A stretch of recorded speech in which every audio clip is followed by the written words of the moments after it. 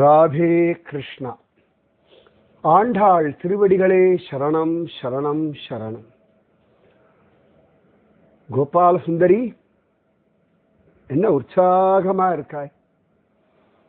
அதுவா திருமங்கை, யாத்திரை, பக்த தரிசனம், புது புது பக்தர்களுடைய அனுபவங்கள், இதெல்லாம் வாழ்க்கையை பத்தி ஒரு புதிய அபிப்பிராயத்தை கொடுக்கறதுமா. ஒவ்வொருத்தரையும் பார்க்கும் பொழுது, ஒவ்வொருத்தருடைய அனுபவங்களை கேட்கும் பொழுது, ஓ இப்படியெல்லாம் கூட அனுபவங்கள் இருக்கா அப்படின்னு ஆசையா இருக்கு. இது தெரிஞ்சதுதானே அப்படின்னு நினைக்கும் பொழுது திருப்பாவையா இருந்தாலும் ஒரு அஸ்ரத்த வந்துடுறது. அது புதுசா யாரோ வந்து விஷயங்கள் சொல்லும் பொழுது, ஓ இவர்களுக்கெல்லாம் கூட இப்படி திருப்பாவை அனுபவம் இருக்கா அப்படின்னு சொல்லி மலைச்சு போறேன். நிஜமாவே அஜாமிலர் என்ன அழகான அனுபவம், எத்தனை விசேஷமான நாராயண நாம பிரபாவம். எதை சொல்றது எதை விடுறது திருமங்கை. குமுத கேசி எத்தனை அழகான ஒரு அனுபவம். அப்பா, துந்துக்காரியினுடைய அனுபவம் மலைச்சு போயின்றிருக்கேன் திருமங்கை. பக்திக்கு ஏதோ ஒரு 4-5 பரிமாணம், ஏதோ தாசிய பாவம், வாத்சல்யம், ஏதோ மாதுரியம், ஏதோ சக்கியம், இப்படிலாம் சொல்றா அப்படின்னு நினைச்சுட்டு இருப்போம். ஆனா அதுக்குள்ள இவ்வளவு விதமான அனுபவங்கள் கொட்டி கிடக்கு.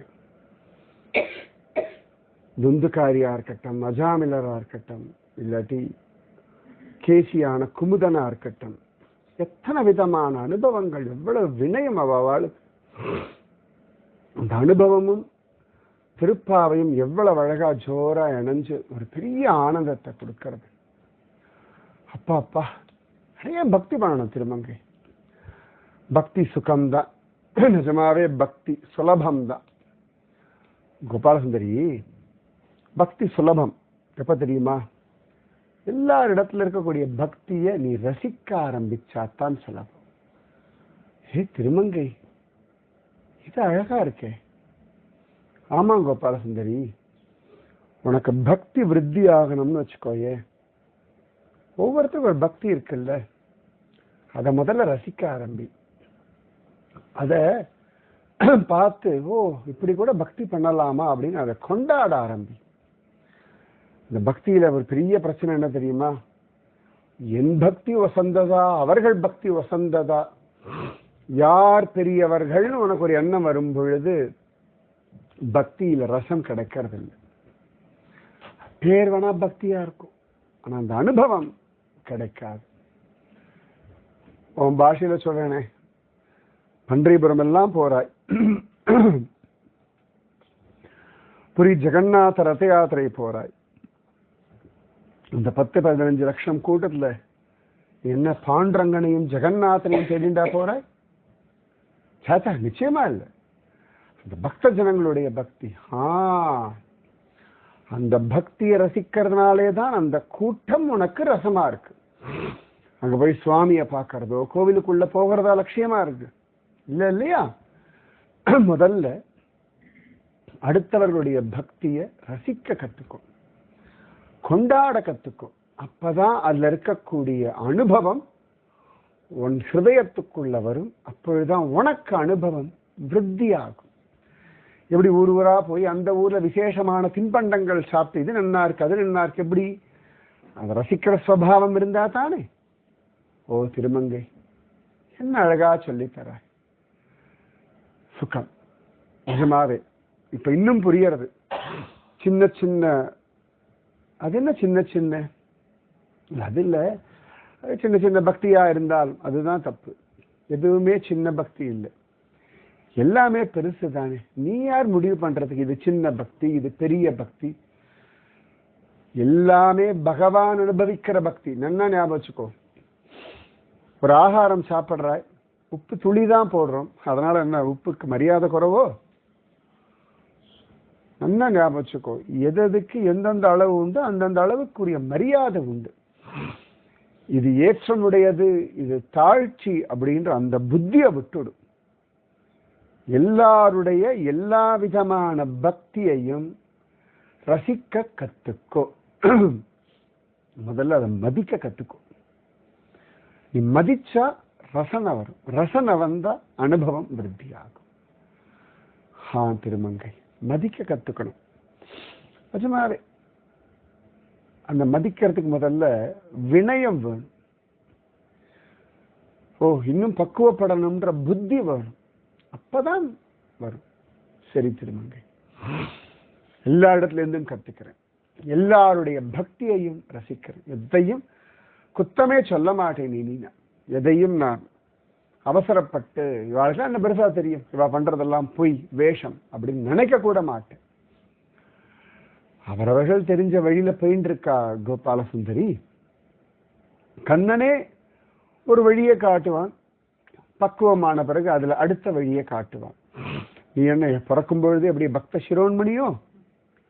இப்பயே இல்லை, எப்பயுமே இல்லை. அதனால நீ பக்தி பண்ற, அவ்வளவுதான். அவர்களுக்கு இந்த சமயத்துல இந்த பக்குவத்தை பகவான் கொடுத்திருக்கான், அவர்கள் அதை கொண்டு அனுபவிக்கிறார். அடுத்த நிலைமை அடையும் பொழுது அடுத்த அனுபவம் அவளுக்கு கிடைக்கும். அவர்களுக்கு கிடைக்கல, உனக்கு முன்னாடி கிடைச்சதுனால நீ பெரிய ஆள் அப்படின்றதும் இல்லை, பின்னாடி கிடைக்கிறதுனால அவர்கள்லாம் கொஞ்சம் தாழ்ச்சின்னு அர்த்தம் இல்லை. நீ எப்பயும் சொல்ற மாதிரிதான் அஜாமிலன்லாம் தற்கால பயணச்சீட்டு எடுத்துட்டு சந்தோஷமா வேகமா கிளம்பி போன ஆசாமி. அஜாமிலன் ஒன்றும் தாழ்ச்சி கிடையாது. புரியறதா? சத்தியம் திருமங்கை, நன்னா புரியும். சரி வா போலாம். நம்ம ஆண்டாள் மாதிரி இருடி. அவளுக்கு என்ன தெரியாது? ஸ்வயம் பூமி பிராட்டி, பெரியாழ்வார் பெற்றெடுத்த பெண் பிள்ளை, கண்ணனோட காதலி. கருப்பன் கிட்ட இவ இவ்வளவு பெரிய கூட்டத்தை கூட்டின்னு தான் போனோமான்னு. அவளுக்கு நம்மெல்லாம் வந்தாதான் விரதம் இருக்க வருமா? நம்மளெல்லாம் கூட்டிட்டு போனாதான் அவளுக்கு ஒரு உற்சாகமா இருக்குமா? அவ தனக்காக நம்மளை கூப்பிடல, நமக்காக நம்மளை கூப்பிடுறா. அவளுக்கு நம்மால ஆக வேண்டியது ஒண்ணும் இல்லை கோபாலசுந்தரி, நமக்காக இத்தனையும் பண்றா. அவ என்ன நம்மளுடைய பக்திய ரசிக்கிறா, மதிக்கிறா, கொண்டாடுறா, நம்மளுடைய அனுபவத்தை பார்த்து ஆனந்தப்படுறா. அதனாலதானே தூங்கிட்டு இருக்க தோழிகள்லாம் போய் அவளால் எழுப்ப முடியாது. சொல்லு பார்க்கலாம். இந்த எழுப்பணும்ன்ற புத்தி எங்கேருந்து வர்றது? இவன் அழகா பக்தி பண்றா. அதனாலதானே ஒவ்வொருத்தருக்கும் அவரவர்களுடைய பக்குவத்துக்கு தகுந்தா போல பாசுரம் சொல்லி எழுப்புறா. ஆஹா திருமங்கை, ஆண்டாள் இந்த துயில் எழுப்புற பாசுரங்கள் தெரியும். ஆனா அவரவர்கள் பக்குவத்துக்கு தகுந்தா மாதிரி அவர்களுக்கு ஏத்தா மாதிரி நீ சொல்றேன்றியே. சத்தியமா சொல்றேன் கோபாலசுந்தரி, ஏனோ தானோன்னு எதையோ சொல்லி அவன் யாரையும் எழுப்பல, தற்பெருமைக்காக யாரையும் எழுப்பல.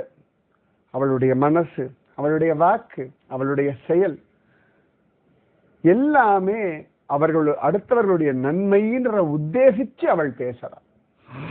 அதனாலதான் ஆண்டாள் ஜகத்தையே ஆழ்கின்றவள். திருமங்கை, காத்தால என்னத்துக்கு என் பெருமையை பேசின்னு இருக்கா? ஆண்டாள் உனக்கு வேணா உன் பெருமை பெருசா இல்லாம இருக்கலாம், எங்களுக்கு பெருசு தாண்டி. ஆண்டாள் அவ சொல்லட்டும், திருமங்கை சொல்லட்டும். என்னமோ எனக்கு ஆண்டாள் தெரியும், எனக்கு பழக்கம் இருக்கு, அதுலயும் ஒரு திமிரு தான் இருக்க ஒழிய உன்னை இன்னும் நிறைய புரிஞ்சுக்கணும் ஆண்டாள். இன்னைக்கு திருமங்கை நிறைய விஷயங்கள் சொல்லி கொடுத்துருக்கா. பக்குவப்படுறேன் நிச்சயமா. ராமானுஜரண்ணா எல்லாம் கேட்டு இருக்கேன். கோபாலசுந்தரி, திருமங்கை சொல்றத அப்படியே கேட்டு நட. அதுக்கு முதல்ல அவள் சொல்றதுல ரசனை வை, ஸ்ரத்த வை. எப்பொழுதுமே குழந்தையாரு. என்ன ஞாபகோ, இவர்கள்லாம் பெரியவர்கள், எனக்கு விஷயம் சொல்லலாம், இவர்கள் சொன்னா கேட்பேன் அப்படிலாம் இல்லை.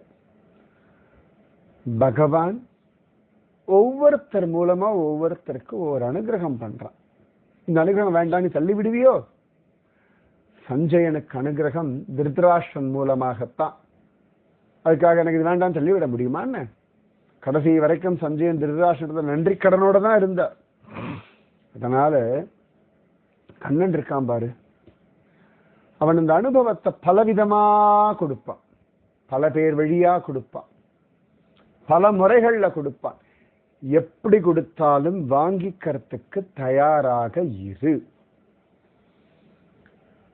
தண்ணி ஒரு விதமா வருது, காற்று ஒரு விதமா வருது, அக்னி ஒரு விதமா வருது, பூமி ஒரு விதமா இருக்கு, ஆகாசம் ஒரு விதமா இருக்கு. பஞ்சபூதங்களும் சேர்ந்துதான் நம்ம வாழ்க்கையை நடத்துறது. ஒன்றுத்துக்கு ஒன்றும் சம்பந்தமே இல்லையே, சரிதானே? தண்ணிக்கு தான் தாகத்தை தணிக்கிற பலம் உண்டு. அந்த தண்ணிய கொண்டு நமக்கு பிராணனை கொடுக்க முடியாது, அதுக்கு காற்று தான் வேணும். அதனால ஒவ்வொன்றுத்துக்கும் ஒரு தனித்தன்மை இருக்கிறா போல ஒவ்வொரு மனுஷருக்கும் ஒரு தனித்தன்மை இருக்கு. புரிஞ்சு நடந்துக்கும், எல்லாத்தையும் மதிக்கணும். நிச்சயமா ராமானுஜன் கட்டாயம் பண்றேன். இல்ல கோபாலசுந்தரி போலாமா? ஆண்டாள் நீ சொல்லு, போலாம். ஆண்டாள் அங்க ரொம்ப நல்ல தோழியடி அவள். அவள் வீட்டுல அப்பயும் போய் நாங்க பஜனை எல்லாம் பண்ணுவோம். எப்ப போனாலும் அவள் ஆசையா உட்காந்து கேட்பா, எல்லாரையும் ரசிப்பா, எல்லாரோடையும் பக்தி பண்ணுவா, ஒவ்வொருத்தருடைய பக்தியை பார்த்து அதுல இருந்து விஷயத்தை எடுத்துவா. இன்னைக்கு என்னமோ அவ கொஞ்சம் தூங்கி போயிட்டா, எழுப்ப முடியல. நீ வந்தாய்னா எழுப்பிடுவேன். இதோ வரேன், போலாமே. ஆண்டாள் பெரிய செல்வ சீமாட்டிய அவள், ரொம்ப சௌகரியமா இருக்க வீடு.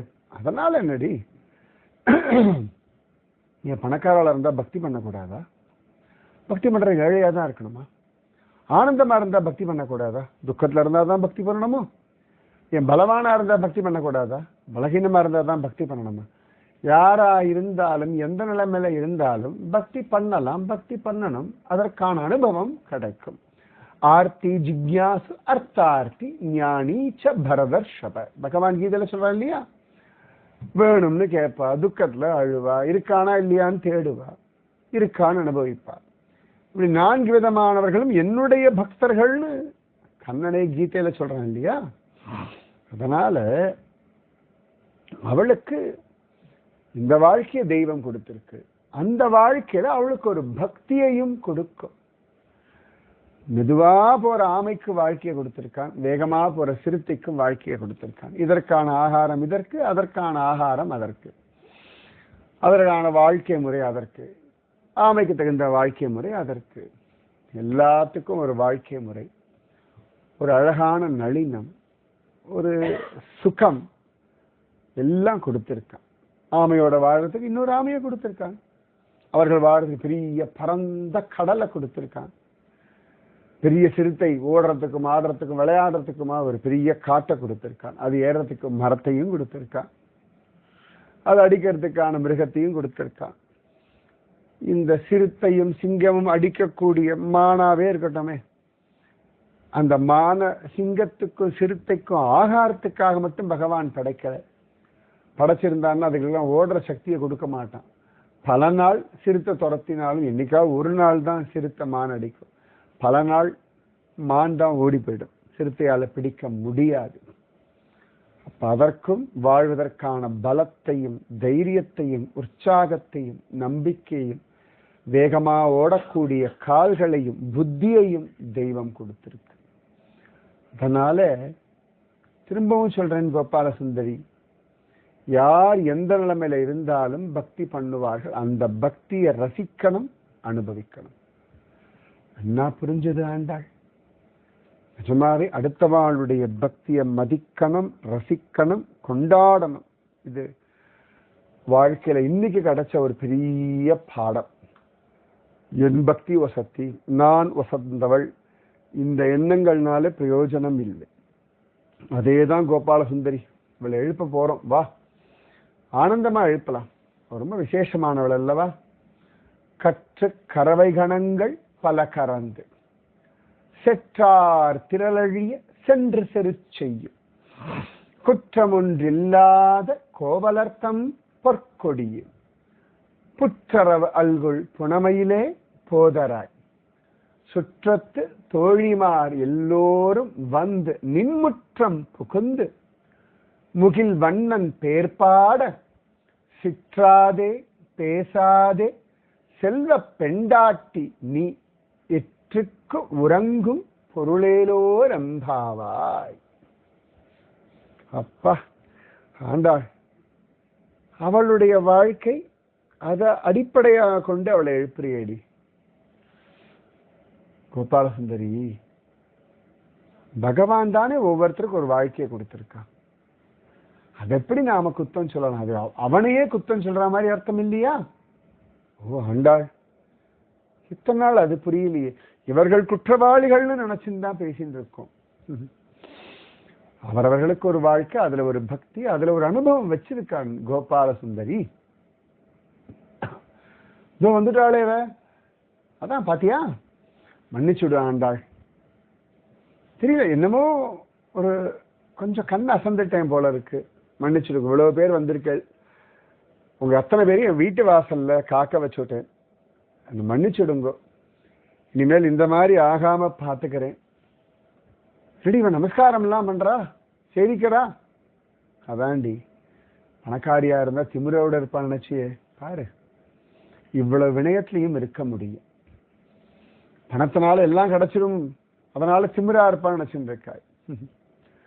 மனசமாதானமும் சாந்தியும் பக்தினாலதான் கிடைக்கும்னு அனுபவத்தை உணர்ந்துட்டா. பணம் இல்லாதவாளுக்கு தான் பணம் பெருசா தெரியும். பணம் நிறைய இருக்கிறவாளுக்கு அதை தாண்டி மானுடம் தான் பெருசா தெரியும்.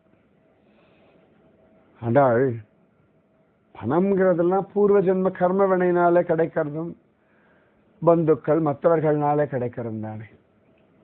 அது எப்படி நம்முடையதுன்னு உரிமை கொண்டாடி குதூகலமா இருக்க முடியும்? அதுவும் அவன் தானே கொடுத்திருக்கான். சத் விஷயங்கள்ல உபயோகப்படுத்திக்கலாமே ஒழிய அதை கொண்டு திமிர ஆடுறதுக்கு என்ன இருக்காண்டாள்? வாஸ்தவம், நம்முடைய கடமை தவம் பண்றது. அடியன் பகவான் இன்னைக்கு இந்த ஜீவனை ஆண்டாளுடைய திருப்பாவை அனுபவிக்கிறதுக்கு அனுகிரகம் பண்ணிருக்கான். ஆண்டாள் நாச்சியாரே, அடியன் கிருத்தஜ்ஞ. சுவாமி ராமானுஜரே, அடியன் சேவிச்சுக்கிறேன். ரொம்ப சந்தோஷம். இப்படி ஒரு சத்சங்க கோஷ்டி, அதுலயும் இந்த விடாமுயற்சியை பார்த்தோன்னு அவ்வளவு சந்தோஷமா இருக்கு. ஆண்டாள், ஒரு நாளும் பார்த்துட்டு இருக்கேன், பகவான் சொல்றேன்னு சொல்லி காட்டுவான் பாரு, உன்ன மாதிரியே விடாமுயற்சி பண்ணிட்டு இருக்கா. ஏண்டி திருமங்க, யாரடி இது விடாமுயற்சி பத்தி எவ்வளவு சொல்ற? விடாமுயற்சின்னா அன்றும் இன்றும் என்றும் ஒரே ஒருத்தர் தாண்டி சனாதன தர்மத்துல, பகீரத மகாராஜா. பகீரதனா? ஆமா, உனக்கு ரொம்ப வேண்டப்பட்டவர் தான். நீதானே பாகீரதி, அலகநந்தா, மந்தாகினி, மந்தாகினி, தௌளி கங்கா, கங்கா கங்கா கங்கா கங்கான்னு ஓடின்னு இருக்க. கங்கை கங்கை கங்கை என்ற வாசகத்தாலே நீதானே புலம்பின்னு இருக்க. இதோ இந்த பக்கம் மந்தாகினி, இந்த பக்கம் அலகநந்தா, இப்படி எல்லாம் சொல்லிட்டு நீதானே அலையிறாய். அதனால உனக்கு ரொம்ப நெருங்கின பந்து. ஆமா திருமங்கை, அதென்னமோ அவர் நம்முடையவர் அப்படின்னு ஒரு உரிமை இருக்கத்தான் செய்யறது. என்ன காம்பீரியம்! வினயத்துல கூட ஒரு காம்பீரியம் இருக்கட்டாண்டி நான் பாக்குறேன். வினயம் இப்ப அஜாமில வந்தா, குமுதகேசியில வந்த நிஜமாவே ரொம்ப வினயமா இருந்தார். இந்த வினயத்துல கூட ஒரு காம்பீரியம். பகீரத மகாராஜா. அப்பா கோபாலசுந்தரி, வினயம்னா தழஞ்சு போகணும்னு அர்த்தம் இல்லை. காம்பீரியம்னா திமிர அலையணும்னு அர்த்தம் இல்லை. எல்லாம் பெரியவர்கள் மதிக்கணும். இவர்களை போல நானும் பகவானுடைய தாசன் நினைக்கும்போது காம்பீரியம் வரும். இவ்வளவுதான் வித்தியாசம். அச்சோ, வினயத்துக்கும் காம்பீரியத்துக்கும் இப்படி ஒரு வியாக்கியானம் இதுவரைக்கும் கேட்டதில்லை. வினயம் மனசுல இருக்கணும். இவர்கள் எல்லாரும் பெரியவர்கள் அப்படின்னு இருக்கணும். எல்லாரையும் நான் மதிப்பேன் அப்படின்னு இருக்கணும். அதான் வினயம். இவர்களை படைச்சா மாதிரிதான் சுவாமி என்னையும் படைச்சிருக்கார். இதுதான் காம்பீரியம். ஆமா, எல்லாத்துக்கும் ஒரு பலத்தை கொடுத்திருக்கான் இல்லையா குழந்தை? சுவாமி ராமானுஜரே, அடியேன் சொல்லலாமா? நன்னா சொல்லுங்க. நீங்க தானே சொல்லணும். நிச்சயமா சொல்றதுக்கான பாக்கியம். நான் நிச்சயமான்னு சொன்னது நான் தான் சொல்லணுன்றதுக்காக சொல்லலை. இன்னைக்கு பகவான் எனக்கு அந்த வாய்ப்பை கொடுத்திருக்கான், அதனால நிச்சயமா நான் தான் சொல்லி ஆகணும். அந்த ஒரு அனுகிரகத்தை சுவாமி பண்ணிருக்கார். அவன் தீர்மானம் பண்ண பிறகு அதிலிருந்து யார் விலக முடியும்? யாராலையும் விலகவே முடியாது. அதனால அவரவர்களுக்கு என்ன கர்மாவோ அதை பண்ணித்தான் ஆகணும். ஸ்ரத்தையோட, நம்பிக்கையோட, உற்சாகத்தோட. என்றால் ரொம்ப அழகா சொல்றா, இந்த மாடு மேய்க்கிறவர்களுடைய கற்று கறவை கணங்கள் பல கறந்து. நமக்கு எந்த ஜென்மா கிடைச்சிருக்கோ, என்ன கர்மாக்கள், என்ன பொறுப்புகள் கொடுக்கப்பட்டிருக்கோ அதை பண்ணிட்டு தான் இருக்கணும். அது அஸ்ரத்தையோ, சோம்பேறித்தனமோ, தலையெழுத்தோ அப்படின்ற சிந்தனை ஒரு நாளும் வரக்கூடாது. அதுதான் அடிப்படை ரகசியம். வாழ்க்கையில ஆனந்த ரகசியம் என்னன்னா, சரி, இந்த வாழ்க்கையில நான் ஆணாகவோ பெண்ணாகவோ பிறந்திருக்கேன். இந்த வாழ்க்கையில இந்த நிமிஷம் எனக்கு இந்த விதமான பொறுப்புகள், இந்த விதமான விஷயங்கள்லாம் பகவான் கொடுத்திருக்கான். அப்ப இது நான் என்னெல்லாமோ பண்ணணும்னு பகவான் தீர்மானம் பண்ணி வச்சிருக்கான், அதை பண்ணுவேன். கொஞ்சம் வருஷங்கள் கழிச்சு பகவான் வேற விதமான வாழ்க்கை, வேற விதமான பொறுப்புகள், வேற விதமான சவால்கள் கொடுப்பான், அதை சமாளிக்கணும். வாழ்க்கை என்னைக்கும் ஒரே ரீதியில நடக்காது. அதனாலதான் வாழ்க்கை ரசமா இருக்கு. பகவான் மாத்தி மாத்தி மாத்தி வாழ்க்கையில சவால்களையும் விதவிதமான விஷயங்களையும் மாத்தி மாத்தி கொடுத்துட்டு இருப்பான். பொறுப்புகளும் மாறிண்டே இருக்கும். ஒரே விதமான பொறுப்பு கிடையாது. இடத்துக்கு தகுந்தா போல பொறுப்புகள் மாறுபடும். அது புரியலையே எனக்கு. அதாவது கோபாலசுந்தரி, உன் வீட்டில் இருக்கா அப்படின்னா அங்க உனக்கு சில பொறுப்புகள் உண்டு. உன் வீட்டை விட்டு நீ வெளியில வந்தாச்சு, வீதியில் நடக்கிறேன்னா அங்க சில பொறுப்புகள் உண்டு. உன் ஊரை விட்டு நீ இன்னொரு இடத்துக்கு போயாச்சுன்னா அங்க சில பொறுப்புகள் உண்டு. இடத்துக்கு தகுந்தாற் போல பொறுப்புகள் மாறும். பகவான் மாத்தி மாத்தி கொடுத்துட்டு இருப்பான். அந்த பொறுப்புகளை அழகாக பண்ணணும். இந்த யாதவர்கள், மாடு மேய்க்கிறவர்கள் கற்று கரவகணங்கள் பல கறந்து, அந்த மாடு மேய்ச்சி அழகா அந்த பால் கறக்கிறத ஸ்ரத்தையோட பண்றான். அழகா அந்த மாடை குளிப்பாட்டுறதா இருக்கட்டும், அந்த மாடை ஜாகிரதையா பார்த்துக்கிறதா இருக்கட்டும், வேலைக்கு அதுக்கு தீவனம் கொடுக்கறது, வெறும் பால் கறக்கிறது மட்டும் வேலை கிடையாது.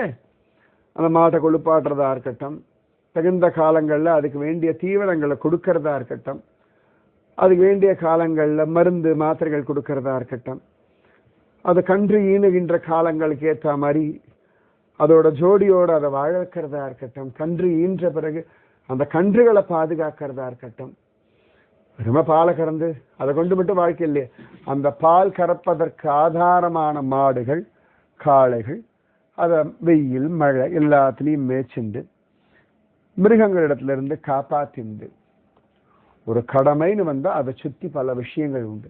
அது எல்லாத்தையும் ஸ்ரத்தையோட பண்ணணும்.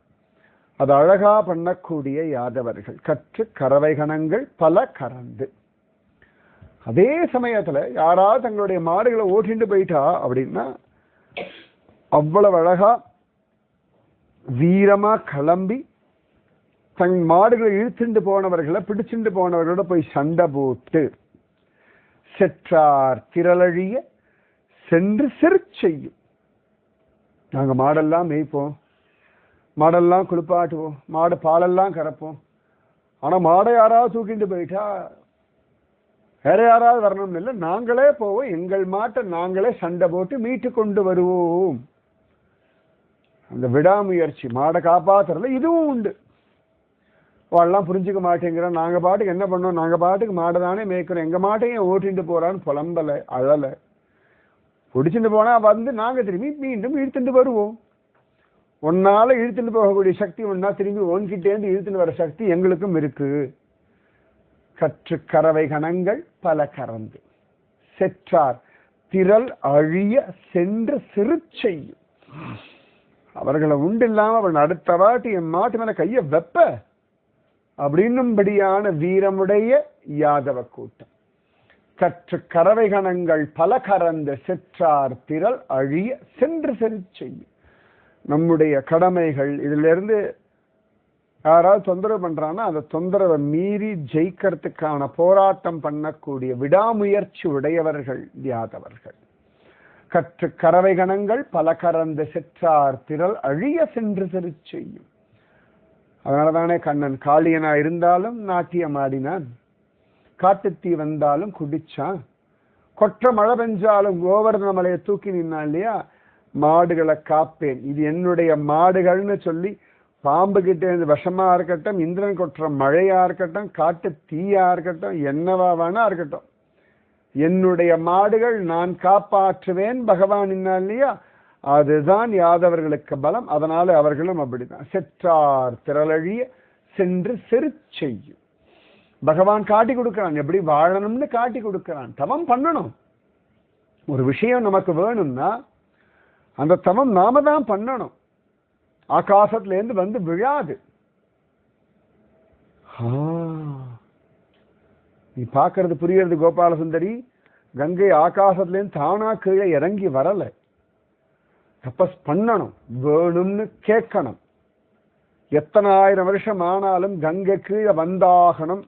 இன்னும் வரலையே, எப்ப வருவா, யாராவது கூட்டணும் வந்தா தேவலையே, பகவான் கண் திறந்தா தேவலையேன்றதை விட கங்கை வரணும்னு உட்காந்து தவம் பண்ணணும். பகவான் அனுகிரகம் பண்ணுவான்னு உட்காந்தாச்சுன்னா நம்முடைய திருடமே பகவான கங்கையை கீழே இறக்கி விட்டுடும். அனுபவத்துல சொல்றேன்மா. நமக்கு என்ன வேணும்னு நாம தீர்மானமா தெளிவா இருந்துட்டோம்னா தெய்வானுகிரகத்தை அப்படி வாங்கிடலாம். நமக்கு தெளிவு இல்லாததுனாலதான் தெய்வ அனுகிரகம் பண்ணாலும் நம்ம அதை வாங்கிக்காம சுத்தின்னு இருக்கோம். ஓ, பாதை தெரிஞ்சாச்சுன்னா பயணம் பண்ணலாமே. எந்த பாதைன்னு யோசிக்கிறதா முக்கியம். பாதை தெரிஞ்சாச்சுன்னா பயணம் பண்ண வேண்டியதுதானே. இப்படி யோசிச்சுட்டே இருந்தா இந்த பாதையா அந்த பாதை, ஒரு பாதையில போனாதானே தெரியும், தவம் பண்ணாதானே தெரியும். மறந்து வரட்டுமே, பார்த்துக்கலாமே, என்ன ஆயிட போறது. நம்முடைய வாழ்க்கையில நமக்கு இதுதான் முக்கியம்னா அது பண்ணதானே வேணும். யாராவது பண்ணணும். எத்தனை நாள் அடுத்ததா முதுகில் ஏறி சவாரி பண்றது. நாம தபஸ் பண்ணணும். இந்த தபசு தான் நம்ம வாழ்க்கைன்னா சந்தோஷமா பண்ணணும். மாடு கறக்கிறது தான் வாழ்க்கைன்னா சந்தோஷமா பண்ணணும். அவர் மாடை காப்பாத்துறது நம்ம வேலை தான். பாதி வேலை நாம பண்ணுவோம், மீதி வேலை இன்னொருத்தர் பண்ணுவோம். அதெல்லாம் நடக்காது. என் மூதாதைகள் சத்கதி அடையணும்னா நான் தான் தபஸ் பண்ணணும். அதுக்கு இத்தனை வருஷம்னா ஆகட்டும். ஒத்த காலம் நிக்கணுமா நிக்கிறேன். எனக்கு வேண்டியது கங்கை, அவ்வளவுதான். கங்கையும் வர தயாராயாச்சு. ஆனா அவள் சொல்றா, பூமியை புலந்துண்டு போயிடுவேன், என்ன பண்றது. திரும்பி பிரம்மதேவருக்கு என்னடா அது இவ்வளவு நாள் தபஸ் பண்ணேன், எப்படி கங்கை சொல்ல புலம்பின்னு இருக்க முடியாது. கங்கை வரேன்னு ஒத்துண்டாச்சு. ஒரு விஷயம் நடந்தாச்சு. இவள் பூமியில வந்து உடச்சுட்டு போகாம இருக்கிறது யாராவது இவளை தாங்கி கீழே இறக்கினா தேவலை. பிரம்மதேவரை தபஸ் பண்ண அவர் சொன்னார், சிவபெருமான புடின்னு விட்டார். சிவபெருமான குறித்து தபஸ் பண்ணேன், தலையை இறங்கட்டும், பொறுமையா இறக்குறேன்னு விட்டார். நான் இவாகிட்ட தபஸ் பண்ண வேண்டியிருக்கு, அவாகிட்ட தபஸ் பண்ண வேண்டியிருக்கு, இவாகிட்ட தபஸ் பண்ண புலம்பின்னு இருக்க கூடாது. உனக்கு வேணும்னா தவம் நீ பண்ணணும். காரியவாதி நோகான். காரியமாகணும்னா அதை அடையறதுக்கான வழியை தான் பார்க்கணும், வழியை புலம்பப்படாது. இது ரொம்ப புலம்பல மாத்திக்கும். நிச்சயமா வாஸ்தவம் தான். காரியம் அடையறதுக்கான வழிமுறைகள்ல கவனம் வைக்கணும். எத்தனை வருஷம் என்ன, எத்தனை நாட்கள், உனக்கு அதானே முக்கியம். உன் லட்சியம் பெருசுன்னா அதற்கான முயற்சியை நீதான் பண்ணணும். தெய்வ அனுகிரகம் பண்ணும். உன் முயற்சிக்கு தகுந்தா போலேதான் தெய்வ அனுகிரகமும். புரியறதா? புரியுறது. நீங்க இப்படிலாம் கேட்டா பயமுறுத்துற மாதிரி இருக்கு எனக்கு. பரவாயில்ல, பயந்தாலும் பரவாயில்ல. அந்த பயத்தை ஆராய்ச்சி பண்ணி தெளிஞ்சு வா. ஏண்டி திருமங்கை, இவர் கங்கையை எப்படி இறக்க எனக்கு புரிஞ்சு கொடுத்து. என்ன புரிஞ்சு கொடுத்து? இப்படியே பேசிட்டு இருந்தானா கங்கை என்ன, சுவாமியே இறங்கி வந்து புதுசாவே ஒரு கங்கையை அவருக்கு கொடுத்துருவார். கோபால சுந்தரி, திரும்பவும் சொல்றேன் குழந்தை, உனக்கு என்ன வேணும்னு நீ தெளிவா இருந்தா தெய்வ அனுகிரகம் தீர்மானமா உன்னால வாங்கிக்க முடியும். தெய்வம் தான் புதுசு புதுசா சவால்களை கொடுக்கும். சவாலை கொடுக்கிறவனே சமாளிக்கவும் வைப்பான், ஜெயிக்கவும் வைப்பான், அடையவும் வைப்பான். நல்லா ஞாபகம் வச்சுக்கோ. நீ தபஸ் பண்றதுக்கும் போராடுறதுக்கும் அடையறதுக்கும் முயற்சி பண்றது மட்டும் காத்து பண்ணிட்டு இருந்தா போதும், மற்றதெல்லாம் அவன் செய்வான். அதனால அப்படிப்பட்ட யாதவர்கள் கூட்டம். கற்று கறவை கணங்கள் பல கறந்து செற்றார் திரளழிய சென்று செரு செய்யும் குற்றமொன்று இல்லாத கோவலர்த்தம் பொற்கொடி. தன்னுடைய மாடுகளை காப்பாத்துக யுத்தம் பண்ணி அவனை அடிச்சு உதச்சுட்டு தன் மாட்டை காப்பாத்திருந்தாலும் கூட இவன் மேல ஒரு குற்றம் இல்லை. அப்படிப்பட்ட கூட்டத்துல வந்த ஒரு கோவலர்த்தம் பொற்கொடி. இப்படி விடாமுயற்சியுடைய அந்த கூட்டத்துல வந்த ஒரு பொற்கொடி. பகவான் அடையறதுல விடாமுயற்சி உடைய ஒருத்தி. நிஜமாவே விடாமுயற்சி உடையவர்கள் தான் சர்வசிரேஷ்டமானவர்கள் இந்த உலகத்துல. விடாமுயற்சி எல்லா விஷயத்திலையும் பண்ணணுமா? கோபாலசுந்தரி ஒவ்வொரு நாள் காத்தால எழுந்துக்கிறதே விடாமுயற்சி தான். ஒவ்வொரு நாளும் சாப்பிட்றது விடாமுயற்சி தான். ஓ, இப்படி யோசிக்கலாமோ? உண்மை அதுதான். ஒவ்வொரு நாள் தூங்குற அடுத்த நாள் காத்தால எழுந்துக்கணும்னு விடாமுயற்சி தானே எழுந்துக்கிறாய்.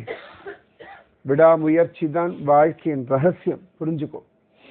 பண்ணிட்டே இரு, தானாகவே அதற்கான பரிசு தேடி வரும்.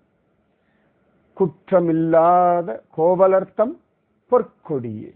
பொற்கொடி பகவான் ஒவ்வொருத்தரையுமே அப்படித்தான் வச்சிருக்கான். பொற்கொடியே, குற்றம் ஒன்றில்லாத கோவலர்த்தம் பொற்கொடியே. புற்றரவு அல்குல் புனமையிலே போதராய். நாம தனியாவே இருந்தாலும் சரி, உலகத்தோட பழகவே இல்லைனாலும் சரி, நம்முடைய தியானம், நம்முடைய தபசு, நம்முடைய பகவத் அனுபவம் இதுல கண்ணும் கருத்துமா முக்கியமா குறிக்கோளோட இருந்துட்டா போதும். கண்ணும் கருத்துமா அதுல இருக்கணும். உலகம் ஏதோ பண்ணிட்டு இருக்கட்டும், உலகத்துல ஏதோ நடக்கட்டும், உனக்கு வேண்டியதுல நீ கவனம் வச்சுத்தான் ஆகணும். நான் தபஸ் பண்ணும்பொழுது உலகத்துல என்ன நடக்கிறது, என் பிள்ளை எப்படி ராஜ்ய பரிபாலனம் பண்றான், ஜனங்கள்லாம் என்ன ஞாபகம் வச்சுருக்காளா, நான் தபஸ் பண்ண வந்தாலும் மறந்து போயிட்டாளா, அதெல்லாம் நான் யோசிக்கல. இது எதுவுமே எனக்கு முக்கியமா தோணலை. எனக்கு வேண்டிய அதெல்லாம் முடிஞ்ச கதை. நான் பண்ண காரியத்தை உலகம் என்ன கொண்டாடுறதா, என்ன ஞாபகம் வச்சுருக்கிறதா நினைச்சேன்னா அப்புறம் எப்படி தபஸ் பண்ண முடியும்? எனக்கு இப்ப என்ன வேணும்? கங்கை வேணும். கங்கைக்கு என்ன பண்ணணும்? தியானம் பண்ணணும். தியானம் பண்ணா கங்கை வருவா. அப்ப என் கவனம் கங்கையில இருக்கணும். என்னுடைய கடந்த கால வாழ்க்கை, அதுல நான் பெற்ற வெற்றிகள், அதுல நான் அடைஞ்ச புகழ், அதனால கங்கை. அதுக்கு இதுக்கு சம்பந்தமே இல்லை. அது தனி, தவம் தனி, கங்கையுடைய அனுகிரகம் தனி. உடைய கடந்த கால வாழ்க்கை அதெல்லாம் ஓரம் தள்ளிடும். இப்ப இருக்கா இல்லையா, இப்ப தபஸ் பண்ணு.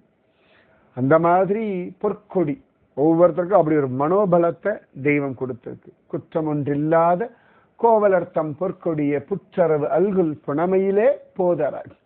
பாம்பெல்லாம் புத்துக்குள்ளேயே தான் இருக்கு, ஆனா வீரியமா தானே இருக்கு. உன் ஹிருதய குகைக்குள்ள நுழை, உன் ஹிருதய குகைக்குள்ள பாரு, தபஸ் பண்ணு, வீரியத்தோட இரு. உள்ளுக்குள்ள அந்த வீரியத்தோட இருக்கணும். அதுதான் ஆண்டாள் சொல்றா, புற்றரவு அல்குல் புனமையிலே போதராய். எதுவும் அவளை தொந்தரவு பண்ணல பாத்தியா? அவளுடைய பக்தியையோ அனுபவத்தையோ பகவத் சிந்தனையோ எதுவும் தொந்தரவு பண்ணல பாத்தியா? உன்னுடைய பக்தி, உன்னுடைய அனுபவம், உன்னுடைய பகவத் சிந்தனை வெளியிலேருந்து தொந்தரவு ஆகிறது அப்படின்னா உன்னுடைய தவம் பலகீனமா இருக்குன்னு அர்த்தம். உன் தவம் பலமா இருந்தா வெளியிலிருந்து தொந்தரவு வராது. தொந்தரவு வந்தாலும் உன்னை பாதிக்காது. அதனால புற்றரவு அல்குல் புனமையிலே போதராய். சுற்றத்து தோழிமார் எல்லோரும் வந்தனின் முற்றம் புகுந்து முகில் வண்ணன் தேர்ப்பாள். நம்ம தபஸ் பண்ண தபஸ் பண்ண தபஸ் பண்ண சத்தான விஷயங்கள்லாம் தேடி வரும். அஷ்டமா சித்திகள்லாம் தேடி வரும். பகவத் அனுபவங்கள் எல்லாம் தேடி வரும். உடலுக்கு வேண்டியதெல்லாம் தேடிண்டு வரும். மனசுக்கு வேண்டியதெல்லாம் தேடிண்டு வரும். வாழ்க்கைக்கு வர வேண்டியதெல்லாம் தேடிண்டு வரும். இது எல்லாம் வந்தாலும் நாம எதை தேடி தபஸ் பண்றோமோ அதை அடையறதுல லட்சியத்தோட இருக்கணும். புரியுறதா? சுற்றத்து தோழிமார் எல்லோரும் வந்து நின் முற்றம் புகுந்து முகில் வண்ணன் தேர்ப்பாடு. எல்லாரும் பகவன் நாமத்தை பாடுறா இல்லையா, அந்த பகவன் நாமத்துல கலந்துக்கணும். இவா என்னை கொண்டாடுறா, எனக்கு இந்த விஷயங்கள் கிடைக்கிறது, இந்த அனுபவங்கள் கிடைக்கிறது, எனக்கு இந்த பெருமை கிடைக்கிறது, அதுல கவனம் வச்சோம்னா பகவான் கிடைக்க மாட்டான். இத்தனை பேர் கொண்டாடுறா, இத்தனை பேர் சகாயம் பண்றான்னா அவனுடைய கிருபை, அவனுக்கு நன்றி சொல்லணும், இன்னும் அவனை தியானம் பண்ணணும்.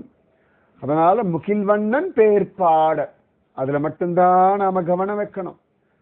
அதை விட்டுட்டு மற்ற விஷயங்கள்ல கவனிச்சுட்டு இருந்தோம்னா சுகம் இல்லை. முகில்வண்ணன் பேர் பாடும் பொழுது ஏதோ நமக்கு தெரிஞ்சது பாடணும், அப்படி ஏண்டி கத்துறன்னு கேட்கணும். சிற்றாதே பேசாதே செல்வ பெண்டாட்டி நீ. பகவான் ஒவ்வொருத்தரையுமே தன்னுடைய உரிமையுடைய ஒரு ஜீவனாக, செல்வ பெண்டாட்டி அப்படின்னா நீ எனக்குரியவள், நீ என்னுடையவள், நீ என்னுடைய சொத்து. இல்ல ஆண் பெண் யாரா இருந்தாலும் பகவானை பொறுத்த வரைக்கும் அது ஜீவாத்மா. இந்த ஜீவாத்மா எல்லாமே ஸ்திரீ ஸ்வரூபம், பரமாத்மா புருஷஸ்வரூபம். அதனால என்னுடையவள், என்னுடைய தாசி, என்னுடைய வேலைக்காரி, எனக்கு உரிமையுடையவள், என்னுடைய சொத்து. நம்ம எல்லாரையுமே பகவான் செல்வ பெண்டாட்டியாத்தான் வச்சுருக்கான். அத்தனை பேரும் என்ன படிப்பு படிச்சிருந்தாலும் சரி, எந்த இடத்துல இருந்தாலும் சரி, யோசனை பண்ணி பாரு. நான் தவம் பண்ணா கங்கை கீழே இறங்கிடணுமோன்னு, அவ்வளோ பெரிய கங்கை, பரம பவித்திரமானவள். நான் பகவானுக்கு அக்கறை பாரு, அவ்வளவு அழகா கங்கையை பூமியில இறக்கிறதுக்கு அவளை சம்மதிக்க வச்சான். உடச்சுண்டு போயிடுவேன் அவளையே சொல்ல வச்சான். பிரம்மதேவரை தபஸ் பண்றதுக்கு புத்தியை கொடுத்தான். பிரம்மதேவர் சொன்னார், நீ சிவபெருமான குறித்து தபஸ் பண்ணு. பகவானே வழிகாட்டினான். சிவபெருமான குறித்து தபஸ் பண்ணேன். சரிப்பா என் ஜடாமுடியில தாங்கி கீழே விடுறேன்னு சொன்னார். கங்கை அவரால் தாங்க முடியுமா அப்படின்னா, அவர் தாங்குறேன்னு சொல்லியிருக்காருமா. திருப்பி தபஸ் பண்ணி கங்கை இறங்கினா. சிவபெருமான் அவருடைய அகம்பாவத்தை அடக்கிறதுக்காக ஜடாமுடியில பிடிச்சு வச்சிருந்தார். பகவான் கிட்ட பிரார்த்தனை பண்ண, திரும்பி தபஸ் பண்ண, அவர் உள்ளம் குளிர்ந்து கங்கையை வெள்ள விடுவார்னு சொன்னார். வெள்ள விட்டார். வந்தவ வேகமா வந்தா. ஜன்னு மகரிஷி ஆசிரமத்தை அடிச்சுட்டு போயிட்டார். அவர் குடிச்சு ஆசமனம் பண்ணிட்டார்.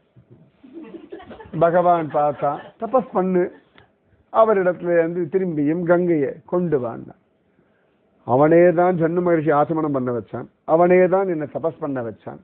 அவரே காதோட்டை வழியா அந்த கங்கையை வெள்ள விட்டுவிட்டார். ஜான்னவின்னு ஒரு பேரும் அவளுக்கு கிடைச்சு கொடுத்து. அவ்வளவு அழகா வரா. நான் சொன்னபடியெல்லாம் என் பின்னாடி வந்தனால, இவ்வளவு தபஸ் பண்ணி வந்ததுனால கடைசியில என்னுடைய குழந்தை ஆயிட்டா. பாகீரதின்னு அவளுக்கு ஒரு பேரும் கிடைச்சு கொடுத்து. அவ்வளவு நாள் தபஸ் பண்ணேனே, இவ்வளவு கஷ்டப்படணுமாண்ணா, பாகீரதின்னு ஒரு பேர் என்ன கொண்டு பகவான் கொடுத்துட்டானே. ஒன்னே ஒன்று ஞாபகம் கோபால சுந்தரி, உன் தபஸோ, உன் விடாமுயற்சியோ, உன் ஸ்ரத்தையோ எத்தனைக்கு நீண்டு போகிறதோ அத்தனைக்கு பெரியதான கிருபைய தெய்வம் பண்றது. எல்லாரும் சின்ன கிருபையை பார்க்கிறோம், பெரிய கிருபை பண்றதுக்கு காத்துன்னு இருக்கா. பெரிய கிருபை வாங்கறதுக்கு பெரியதான முயற்சி. உனக்கு எவ்வளவு கிருபையோ அதற்கு ஏற்ற மாதிரி முயற்சி. உன் முயற்சி பெருசாக பெருசாக பெருசாக பெருசாக பெரிய கிருபை. சின்ன மீன் குஞ்சுக்குத்தான் ஒரு கிண்ணத்துல தண்ணி, கொஞ்சம் பெரிய மீனுக்கு மீன் தொட்டி, அதை விட பெரிய மீனுக்கு குளம், நதி, திமிங்கலத்துக்கு கடல். நீ திமிங்கலம் போலே தபஸ் பண்ணு, கடல் போல பகவானுடைய அனுகிரகத்துல நீந்தி விளையாடலாம். நீ குஞ்சு மீனா இருந்தா கிண்ணத்துல விளையாடலாம். திமிங்கலமா ஆகணும்னா, கடல்ல விளையாடணும்னா நீ திமிங்கலம், இல்லாட்டி நீ குஞ்சு மீனா இருந்தா திமிங்கலம் சாப்பிட்டுட்டு போயிடும். அதனால இன்னும் இன்னும் தபஸ் பண்ணு, அசராம தபஸ் பண்ணு. தபஸ் பண்றத சந்தோஷமா பண்ணு, பண்ணிட்டே இரு. நீ தபஸ் பண்ண பண்ண பண்ண தபஸ் உனக்கு பிடிச்சு போயிடும். பண்ணிட்டே இருப்பாய், பகவான் அனுகிரகம் பண்ணிட்டே இருப்பான். இதுதான் நான் புரிஞ்சுன்றது. அதனால செல்வ பெண்டாட்டினி, அது மாதிரி அவன் என்ன செல்வ பெண்டாட்டியா நினைச்சான். அதனால தானே இவ்வளவு தூரம் கங்கையை இறக்கி கொண்டு வந்துட்டான். இன்னி வரைக்கும் பலவிதமான பெயர்கள்ல ஓடின்னு இருக்கா. அவளா சேர்றா, பிரயாகை சங்கமம்னு பெயர், கங்கான்னு ஒரு திருநாமம். எவ்வளவும் பகவானுடைய கிருபை தானே. அதனால செல்வ பெண்டாட்டினி, எற்றுக்கு உறங்கும் பொருளேலோ ரம்பாவாய். தபஸ் பண்றதை விட்டுட்டு விடாமுயற்சி பண்ற, ఎందుకు தூங்கிட்டு இருக்க? வேற என்ன பெரிய வேலை வாழ்க்கையில? எற்றுக்கு உறங்கும் பொருள், என்னத்துக்கு தூங்கணும்? உற்சாகத்தோட நம்ம காரியத்தை பண்ணிட்டே இருக்கணும். தூக்கமும் தவம், உற்சாகமும் தவம், தவமும் தவம், கர்மாக்கள் எல்லாமே தவம். என்ன கோபாலசுந்தரி முழிக்கிறாய்? இல்ல, ஒவ்வொரு செயலுமே தவம், சத்தியம். அப்படி ஒவ்வொரு செயலுமே தவமாக, ஒவ்வொரு செயலிலும் பகவத் அனுபவம். பக்தி பகவத் அனுபவம்ன்றது ஒரு குறிப்பிட்ட இடத்துல, குறிப்பிட்ட நேரத்துல, ஒரு குறிப்பிட்ட காலகட்டத்துல ஏதோ பஜனை பண்றது மட்டும்தான், பாராயணம் பண்றது மட்டும்தான், சத் விஷயம் கேட்கறது மட்டும்தான், பூஜை பண்றது மட்டும்தான், கோவிலுக்கு போகிறது மட்டும்தான் இல்லைன்னா, சாப்பிடுறது, தூங்கிறது, துணி உணர்த்துறதுல இருந்து சகலத்திலையும் பகவத் அனுபவம் கொட்டி கிடக்கு. பகவத் அனுபவம் கொட்டி கிடக்கு. நல்லா ஞாபகம் வச்சுக்கோ. ஒவ்வொரு அனுபவத்தையும் வாங்கிக்க தயாரா இருந்துக்கோ, எல்லாம் கிடைச்சிடும். செல்வ பெண்டாட்டி நீ. நல்லா ஞாபகம் வச்சுக்கோ. உன்னை பார்த்து உன் கிருஷ்ணன் சொல்றான், செல்வ பெண்டாட்டி நீ. அவன் இதை சொல்லும் பொழுது இதை விட பெருசா வேற என்ன வேணும்? அவன் இந்த உரிமையை எடுத்து நம்மளை சொல்லணும்னா அவனுக்கு எவ்வளவு காருண்யம் இருக்கணும். ஆண்டாள் தான் சொல்ல, அடி இவ்வளவு காருண்யம் அவன் கொட்டுறான், நீ எதுக்குன்னு தூங்கிட்டு இருக்காய், வா வா வா வா வா. பகீரத மகாராஜா, என்ன ஒரு காம்பீரியம்! பா, சத்தியம். செல்வ பெண்டாட்டி நீ அவன் சொல்றான்னா அந்த தகுதியை வளர்த்துக்க வேண்டாமா? அதுக்குதானே தபஸ். தவம் பண்றது பகவத் காருண்யத்தை வர வைக்கிறதுக்கு இல்ல, காருண்யத்தை அனுபவிக்கிறதுக்கு ஒன்ன நீ வளர்த்துக்கிறது.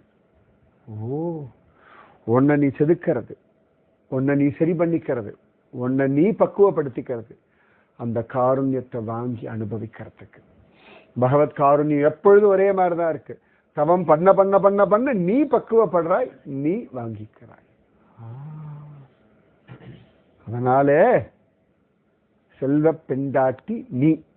ஞாபகம் வச்சுக்கோ. அண்டாள் அழகான பாசுரண்டி பண்ணே. அப்பா அப்பா அப்பா, ஜோர்.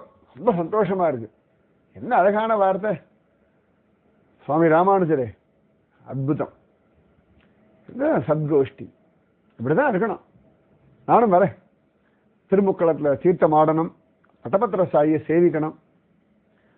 பகவான் பெரியவன், அவனுடைய திருவடி அலம்பின ஜலம் இல்லையா கங்கை? அசாத்தியம் அசாத்தியம். அப்பா எனக்கு பாக்கியம். அப்புறம் கோபாலசுந்தரி, இனிமே விடாமுயற்சியோட இருக்கேன். எல்லா சமயத்திலையும், எல்லா விஷயத்திலையும், எல்லா தினத்திலையும், எல்லா இடங்கள்லையும். புரியறதா? கட்டாயம். கட்டாயம் மட்டும் நல்லா கட்டாயமா சொல்லு, பண்ணு. நிச்சயமா பண்றேன். அண்டாள், உன் திருப்பாவைக்கு இப்படிதான் ஒரு காம்பீரியமான அர்த்தம்லாம் உண்டாடி. எல்லாம் அவன் செயல். வாங்க போய் தீர்த்தம் ஆடலாம். அப்பா, இந்த திருமுக்குளத்துல குளிக்கிறதுக்கு அவ்வளவு சுகம் இருக்கே. கங்கை எப்படி இழுத்துட்டு வந்திருப்ப. என்ன ஒரு தபஸ். அந்த பகீரத பிரயத்தனம் வாழ்க்கையில வேணும். பகவத் அனுபவத்துக்கு பகீரத பிரயத்தனம் தான் உதாரணம். கோபாலசுந்தரி, நீ பகீரத பிரயத்தனம் பண்றோம். கட்டாயம் திருமங்கை, இன்றிலிருந்து இப்போதே பகீரத பிரயத்தனம் பண்றோம். அங்கோடி பசங்களா, என்ன ஒரு காம்பீரியமா அவரு. இன்னைக்கு அப்படி ஒரு திருப்பாவை கேட்டிருக்கோம், சத்சங்கம் கேட்டிருக்கோம். யார் இவர் இவ்வளவு காம்பீரியமா இருக்கார்? இவரா பகீரதன். கங்கையை கீழே கூட்டு வந்தவரா? நம்ம ஊருக்கா? பாக்கியம். வாரும் பகீரதரே. இங்க வடபத்திர சாய் எப்படி இருக்காரு பாருங்க. ஆஹா, பகவான் என்ன தவமா படுத்துட்டு இருக்கான். படுத்துட்டு இருக்கிற தவமா? எல்லாமே தவம் தான். பாரு, இவ்வளவு பேரை கூட்டுண்டு பஞ்சாயுதங்களை வச்சுண்டு அழகா ஜோரா சுவாமி எப்படி படுத்துட்டு இருக்க, தவக்கோலத்துல படுத்துட்டு இருக்க. ஏண்டி திருமங்கை, இவருக்கு சுவாசம் சாப்பிடுறது எல்லாமே தவமா? வாழ்வே தவம். தவம்தான் வாழ்க்கை, அனுபவமே தவம், தவமே அனுபவம். புரிஞ்ச மாதிரி இருக்கு. புரிஞ்சுதான் தெரியல, புரியும், கவலைப்படாதே, நிச்சயமா.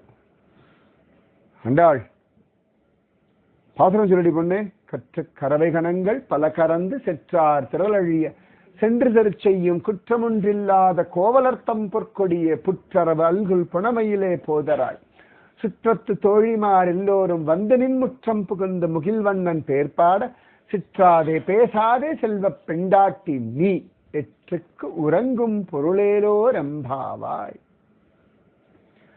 ஜோர் ஜோர் ஜோர். சரியாண்டா, நான் கிளம்புறேன். ராமானுஜரே, அப்புறம் பார்க்கலாம்.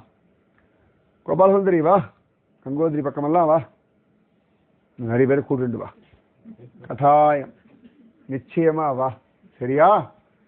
அது வரைக்கும் தவம் பண்றேன், எல்லாமே தவமா பண்றேன். புரிஞ்சுதோ? நிச்சயமா உன் குருஜி அம்மா உங்ககிட்ட எதிர்பார்க்கறதும் தவம் தான், உன் வாழ்க்கையின் ரகசியமும் தவம் தான். எல்லாமே இங்கே தவம். தவமா பண்ணிப்பாரு. அப்போ ஒவ்வொரு விஷயத்திலையும் கொட்டி கிடக்கிற கிருஷ்ணானுபவம் மேனி சிலிர்க்க வைக்கும். துணி உடுத்துறது ஒரு தவம், தண்ணீர் அருந்துவது ஒரு தவம், நடப்பது ஒரு தவம், பார்ப்பது ஒரு தவம், கேட்பது ஒரு தவம், நினைப்பது ஒரு தவம், சுவாசிப்பது ஒரு தவம், பேசுவது ஒரு தவம். தவம்தான் வாழ்க்கை. ராதே கிருஷ்ணா. ஆண்டாள் திருவடிகளே சரணம் சரணம் சரணம்.